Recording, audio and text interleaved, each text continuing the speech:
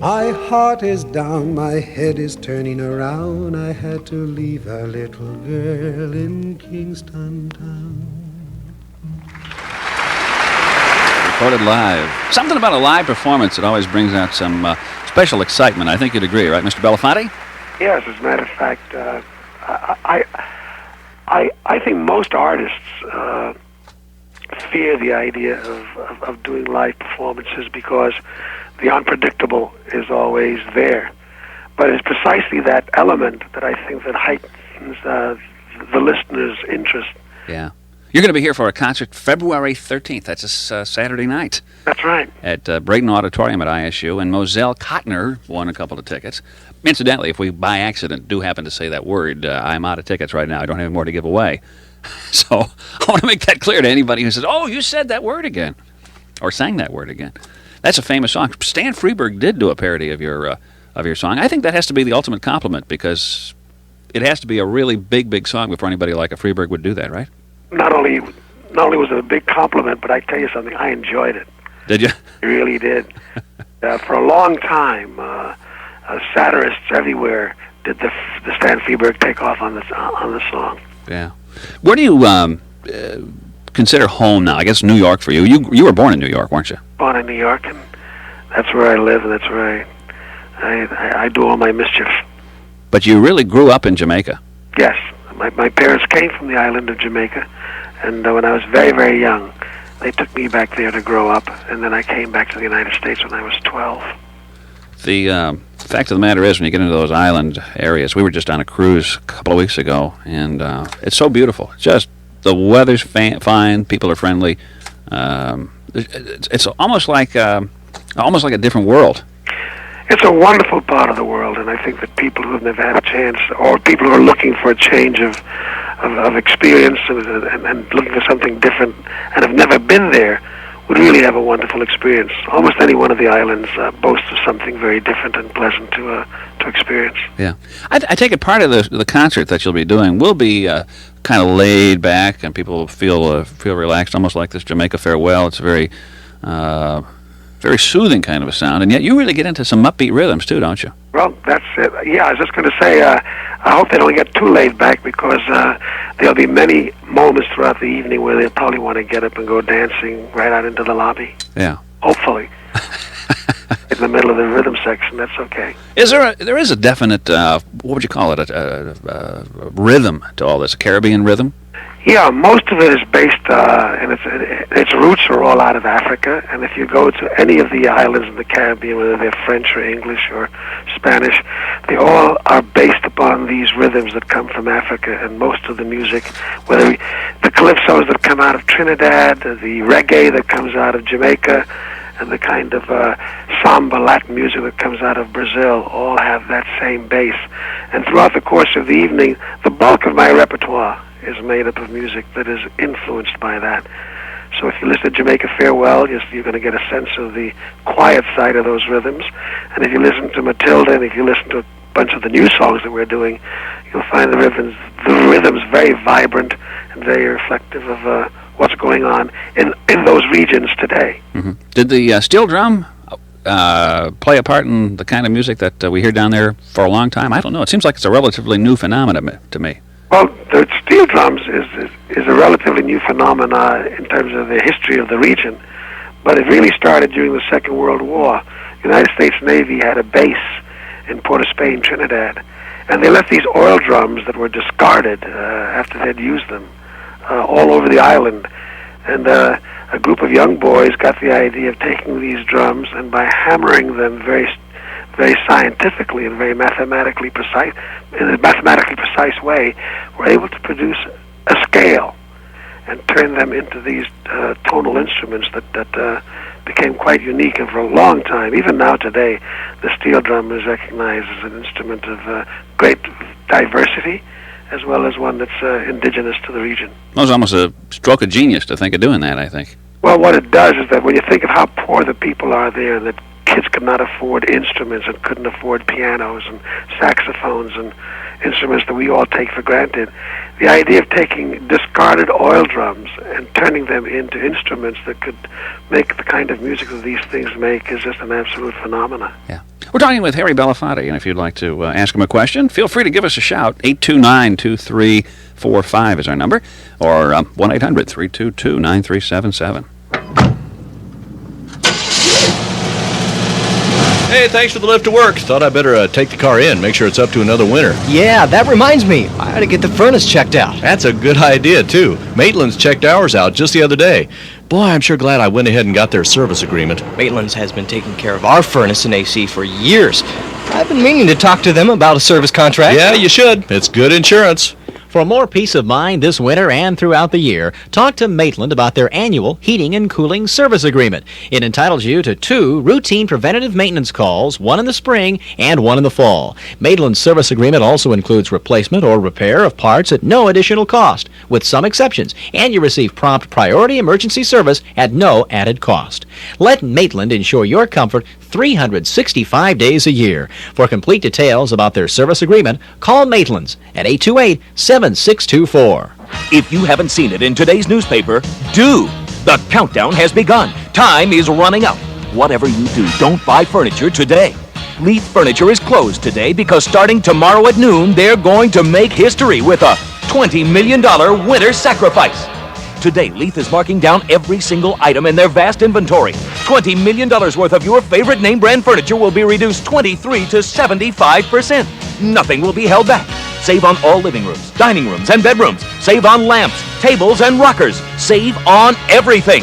Due to special credit arrangements, you make no payments for 90 days. And as always, your satisfaction is guaranteed at Leith. It all starts at 12 noon tomorrow. It only happens once a year. It's a sale you cannot afford to miss. It's the $20 million winter sacrifice.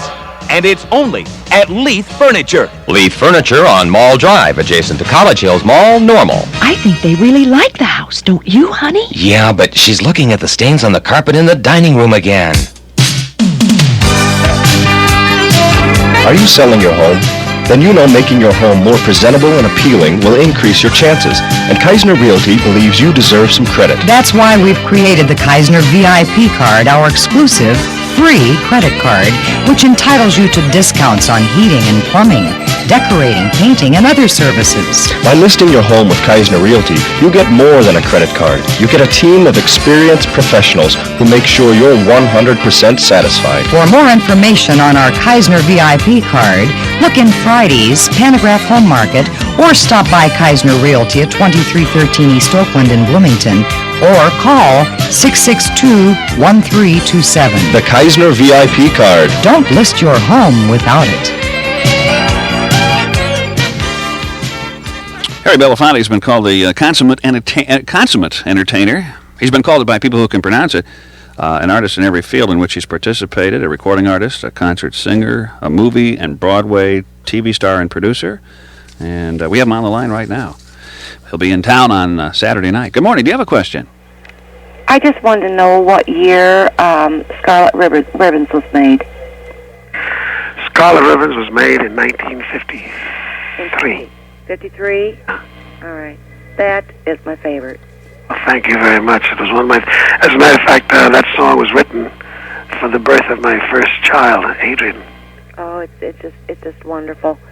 See if you can get a little bit of that on this morning. Okay, we'll see what we can do. Thanks. Thank you so much. Hope you can make it to the show. I'll try. All right. Good morning. You're on with Harry Belafonte. Harry, I've enjoyed your music for many, many years. And I noticed the same as all of us, we get older and our voices are starting to get a little bit old along with us. One of my favorite songs was Sylvia. Remember that? Sylvie. And you going to sing anything like... I guess our memories go, too. Well, Sylvie, when yeah. he sang it, it sounded like Sylvia. Oh, okay. Sylvie, I'm so hot. Right. Beautiful. Are you going to sing anything like that? Well, there are songs like that in the performance. There's one song we have called Skin to Skin, which is a very beautiful ballad. We don't do Sylvie. It's as a matter of fact, now that you've brought it to mind, we should consider it. But it's not in the. It was not scheduled to be in the repertoire on the night that I'll be there. Okay. Thank you. You're welcome. That's when you have a career as long as yours. That's one of the problems I suppose you always have to deal with. What do we keep in, and what do we do as far as more contemporary things are concerned? Right? Absolutely right. And you know, when you have as many songs as we have, always someone leaves the performance feeling, gee, I wish I had heard that or this particular song.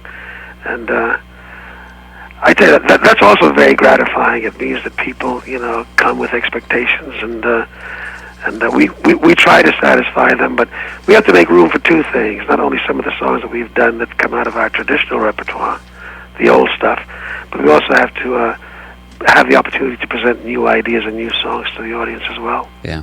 There's a lot of people maybe do know about you, but maybe they don't know so much. You were a friend of the late Dr. Martin Luther King Jr., weren't you? Yes, he and I were very close, and I believed in him, and I believed in what he tried to achieve, and I worked with him as closely as I could up until the time he died. You are quite a humanitarian. You've been involved in a lot of different things, and I could go and read a whole bunch of notes here that have been compiled, but well, a lot of people always speak about humanitarian work as the decent thing to do, and they always think that kind of work as a sacrifice on the part of the doer. And I must tell you that I find that kind of work carries with it great rewards. Perhaps there are more rewards to it than there are sacrifices. There are very painful moments, however, like almost within the space of a couple of weeks, two very dear friends and colleagues who have always worked with me passed away. Arthur Ashe being one of them. Arthur Ashe being one of them, because he and I worked because of our belief in South Africa and Africa, and trying to help end the misery there. And also a wonderful woman named Audrey Hepburn. She and I worked very closely together for a number of years with UNICEF, United Nations Children's Fund. And she was a great and a very dedicated spokesperson for the plight of children globally. And there are the moments that I find very painful when you've worked like we have worked together, and then all of a sudden you wake up one day and those colleagues are gone. Mm-hmm. But I was very glad for the opportunity to have had them in my life, and that I could have been in theirs. Yeah. You had a very successful career. Do you ever get the feeling, though, what is it all about? If I wasn't doing these kind of humanitarian things, life wouldn't be really as rewarding, maybe? Well, I believe in the power of the song. I believe in the power of art. And I believe art has the responsibility to illuminate. And I must say that through the years when audiences have come in, I'm aware of the fact that thousands of people, or hundreds of people, as the case may be, come from different moments of their experiences. Nobody comes to the audience in a single-minded state. Some guy perhaps just had an argument with his boss, or some guy is coming from a not too happy day, or people, whatever. And when you sing to an audience, and at the end of it, to find that everybody is of one mind, and people feel uplifted, and they feel that the evening was worth it, and they can go away feeling a little bit better about who they are and the world in which they live. That's an enormous return for the investment that we as artists make in our work. That's right. We've actually been able to get together, not argue, but enjoy something together, have a common ground there. Absolutely. And it's like sitting around the campfire or something. Yeah, that's the best of the community spirit, you know. Yeah. Good morning. Do you have a question? Yes, Mr. Belafonte. Today is my mother's 61st birthday, and you are like her Elvis. Back in her younger days, you and Frank Sinatra, I mean, were just like Elvis Presley to her. Well, I'm very glad to hear that, and I'd like to take this opportunity. What's her name? Ruth Reed. Well, Miss Reed, I wish you a very, very happy birthday. 61 is a wonderful age. Yes, it is. Beautiful age. All right.